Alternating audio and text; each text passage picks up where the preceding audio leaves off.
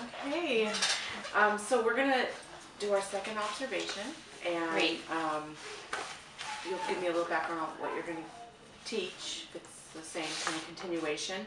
And last time we kind of talked about, you had some really great engagement strategies, and maybe adding, we went over about 6 strategies, but that's probably a lot to try to implement. So if you can kind of talk about maybe some that you might try to implement this time, and just kind of an overview on what I'm going to be looking for. If there's any other areas that you want me to look at, then we can go from there. Okay, great. So I'll give you a copy of the story. We're going to be reading a true teen story. I was getting death threats, and it's about bullying.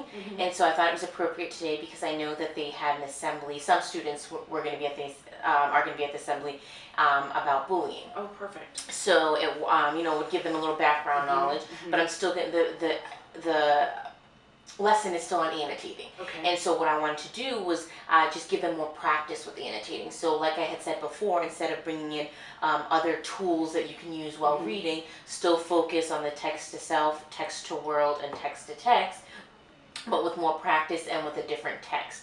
And I really wanted to focus on reading together, so we're going to do like a choral reading. Excellent. And then I'm also going to have them work together before sharing out as well, because I figure maybe that will give them more time to discuss the different